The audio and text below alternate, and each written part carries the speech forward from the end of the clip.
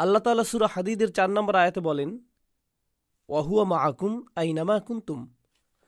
আর তোমরা যেখানেই থাকো না কেন তিনি তোমাদের সাথেই আছেন। তোমরা যেখানেই থাকো না কেন তোমরা কখনোই একা নও। আল্লাহ তোমাদের সাথে থাকেন।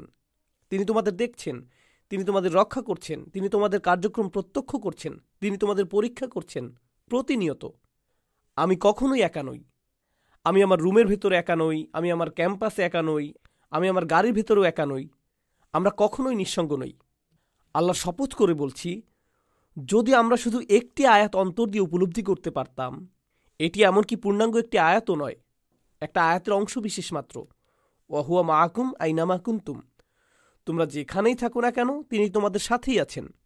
যদি এটা হৃদয়ঙ্গম করতে পারতাম, তাহলে যে ওয়েবসাইটগুলো আমি ভিজিট করি তাতে পরিবর্তন আসতো, যে নাম্বারগুলোতে আমি কল করি তাতেও পরিবর্তন আসতো, সব কিছুতে পরিবর্তন আসতো।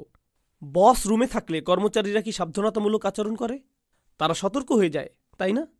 পুলিশের গাড়ি দেখলে কি মানুষ সাবধানে গাড়ি চালায় না? তারা সাবধান হয়ে যায়। অটোমেটিক তাকওয়া চলে আসে। উচ্চতর কোনো ক্ষমতার উপস্থিতি বুঝতে পারা মাত্র আপনি আচরণ পরিবর্তন করে ফেলেন। যদি আমি ওয়াহুয়া মাআকুম আইনামা কুনতুম এটা অন্তর দিয়ে বিশ্বাস করি, অবশ্যম্ভাবী রূপে আমার আচরণে একটা পরিবর্তন এসে পড়বে। কিন্তু যদি এটা না আসে, তাহলে সম্ভবত এখনও আমি উপলব্ধি করতে পারিনি যে এখানে কি বলা হচ্ছে। সম্ভবত ব্যাপারটা শুধু আমার মাথাতেই আছে, এখনও অন্তরে প্রবেশ করেনি। আয়াতে মার ব্যবহারটা অসাধারণ সুন্দর। অন্য কোনো শব্দ ব্যবহার করেও সাথে থাকার অর্থ প্রকাশ করা যেত, কিন্তু মা ব্যবহার করা হয় কেউ যখন আপনাকে সাহায্য করার জন্য এবং সমর্থন দেওয়ার জন্য আপনার সঙ্গে থাকেন। মক্কা থেকে মদিনায় হিজরত করার সময় রাসূলুল্লাহ সাল্লাল্লাহু আলাইহি সাল্লাম সাওর পর্বতের গুহায় আশ্রয় গ্রহণ করলেন।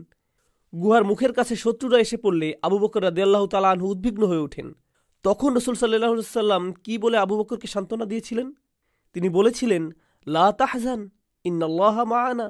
চিন্তা করো না, আল্লাহ আমাদের সাথে আছেন। আল্লাহ তো সবার সাথে আছেন, কিন্তু ইন্নাল্লাহা মাআনা বলার মাধ্যমে কিসের প্রতি ইঙ্গিত করা হচ্ছে? আল্লাহ আমাদের সমর্থনে আছেন, আল্লাহ আমাদের সাহায্যে আছেন। এখানে আল্লাহ আমাদের রক্ষা করছেন, তিনি সর্বদা আমাদের যত্ন নিচ্ছেন। ওয়াহুয়া মাআকুম আইনামা কুনতুম। আর তোমরা যেখানেই থাকো না কেন তিনি তোমাদের সাথেই আছেন।